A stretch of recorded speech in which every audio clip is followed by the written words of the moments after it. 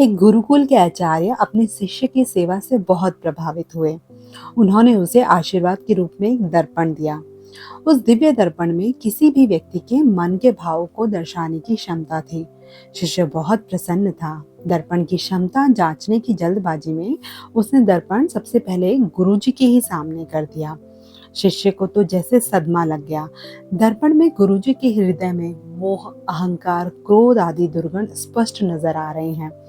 उसके गुरुजी इतने अवगुणों से भरे हैं, ये सोचकर वो बहुत दुखी हुआ। दुखी मन से वो गुरुकुल से रवाना हो गया। अब उसे जो मिलता वो उसकी परीक्षा लेता। उसने अपने कई मित्रों व परिचितों के सामने दर्पण रखा। सबके हृदय में कोई ना कोई दुर्गुण दिखाई दिया। वो यही सोचकर दुखी हो रहा था कि संसार में सब इतने बुरे क्यों हो गए हैं। सब दोहरी मानसिकता वाले लोग हैं। वो किसी तरह घर पहुंच गया। उसे अपने माता पिता का ध्यान आया। उसके पिता की तो समाज में बड़ी प्रतिष्ठा है। उसकी माता को तो लोग देवी मानते हैं।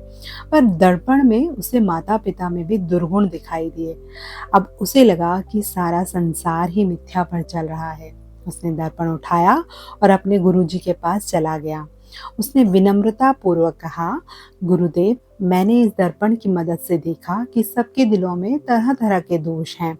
कोई भी दोष रहित मुझे क्यों नहीं दिखा। गुरुजी हंसे और उन्होंने दर्पण शिष्य की ओर कर दिया।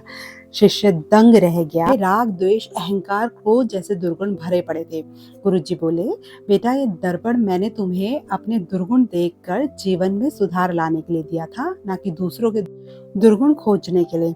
जितना समय तुमने दूसरों के दुर्गुण देखने में लगाया, उतना समय यदि तुमने स्वयं को सुधारने में लगाया होता तो अब तक तुम्हारा व्यक्तित्व बदल चुका होता।